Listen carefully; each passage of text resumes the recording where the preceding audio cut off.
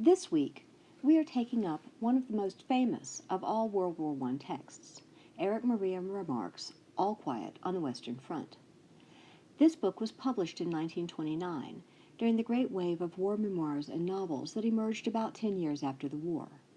This flowering of narratives perhaps represented a moment in which those who had experienced the war had gained sufficient distance from it to be able to talk about their experiences, while also reflecting the way in which the war had never left any of those who suffered from it.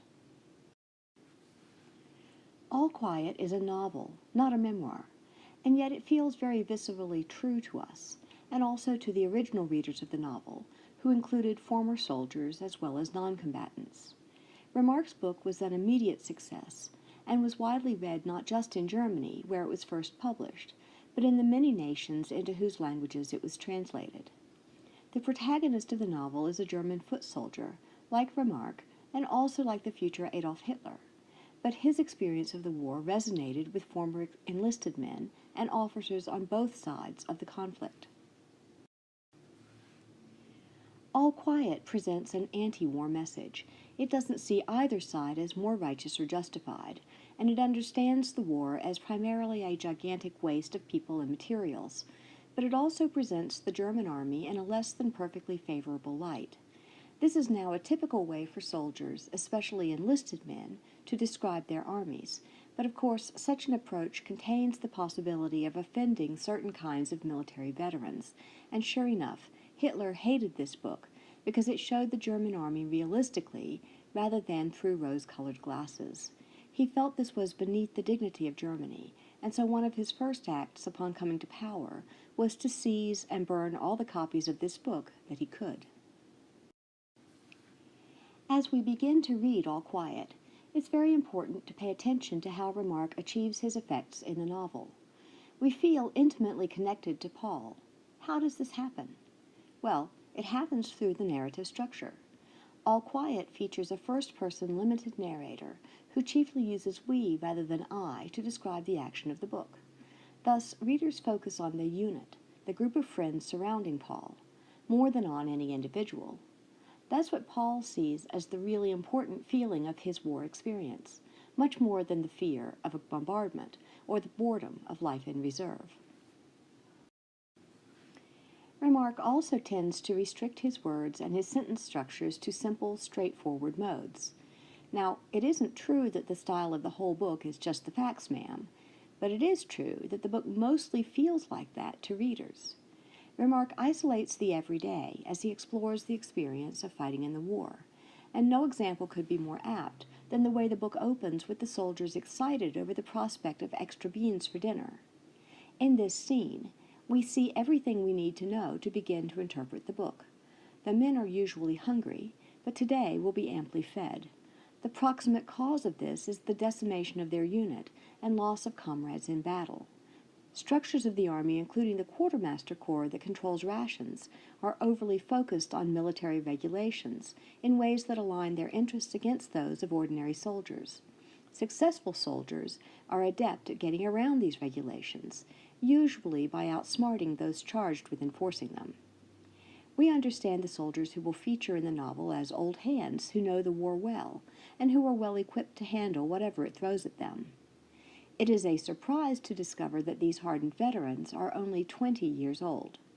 Cat, the oldest and wiliest of the companions, looks after his comrades with fatherly care that defines the bonds of comradeship as love.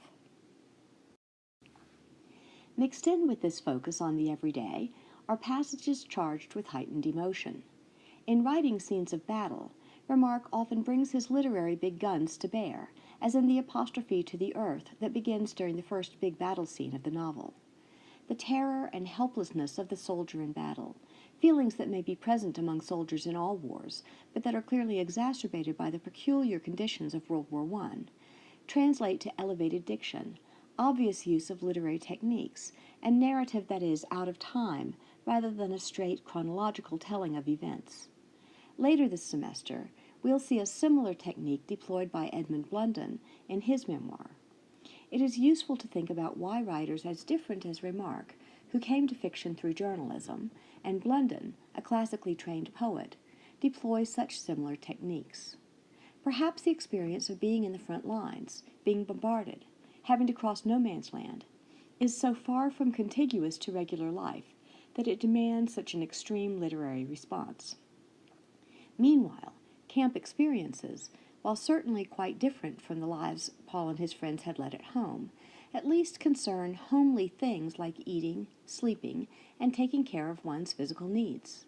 In the war zone, everything is heightened by fear and by base survival instincts, the need to seek shelter in the earth from the falling shells and whizzing bullets. Also typical of how the text is structured is the passage near the beginning where Paul's friend dies. In this case, we see genuine friendship. Paul, for instance, does what he can to reassure and to care for his friend, including seeking a doctor at the moment his friend dies, though he had already acknowledged that his friend is dying and there is nothing to be done for him. But that genuine connection is complicated by the friend's interest in the very good boots that are now unneeded by their comrade. Relations between comrades at the front are both especially devoted and intense and incredibly pragmatic. When a comrade dies, you make what use you can of his absence, whether that's in the form of boots or beans, and then move on. Even the dying man recognizes that the best thing he can do for his friends is to bequeath the boots, which he himself got from a dead Englishman. The boots will spend the rest of the novel being handed from one soldier to another, an artifact that marks the high mortality rate of young men like Paul. Your forum this week is a writing exercise that requires you to think carefully about style. You will find a PowerPoint on Blackboard to walk you through the steps of this week's forum assignment. Please make sure you follow all the steps. The slideshow ends with images of the tower poppies, so don't stop until you get there.